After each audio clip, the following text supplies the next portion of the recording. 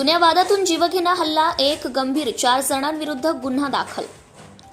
Borgaon Manju station हद्दीत बोरगाव मंजू शहरात एकाच गटात जुन्या वादातून पुन्हा वाद निर्माण झाला व एकास मारहाण करून चाकूने पोटात खुपसून प्राणघातक हल्ला केल्याची घटना शनिवार दिनांक 24 रोजी सायंकाळच्या सुमारास घडली आहे. पोलिसांनी 4 जणांविरुद्ध गुन्हा दाखल करून ताब्यात घेतलाय. सूत्रांनी दिलेल्या माहितीनुसार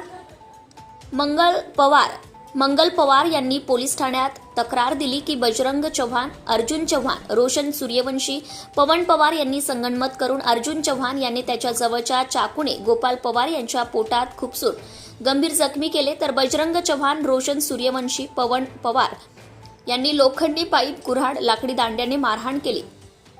तर फिर्याद मंगल पवार यांना मध्यस्थी करीत असताना मारहाण केली अशी फिर्याद मंगल पवार यांनी बोरगाव मंजू पोलीस ठाण्यात दिली. यावरून पोलिसांनी 4 जणांविरुद्ध गुन्हा दाखल केला. दरम्यान घटनेची माहिती मिळताच जिल्हा पोलीस अधीक्षक अर्चित चांडक, अप्पर पोलीस अधीक्षक अभय डोंगरे यांनी दखल घेतली.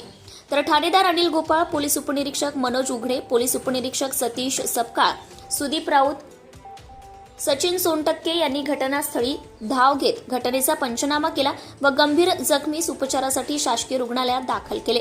दरम्यान घटनेतील 4 जणांना ताब्यात घेतले आहे, तर पुढील तपास ठाणेदार अनिल गोपाळसह पोलीस करीत आहे.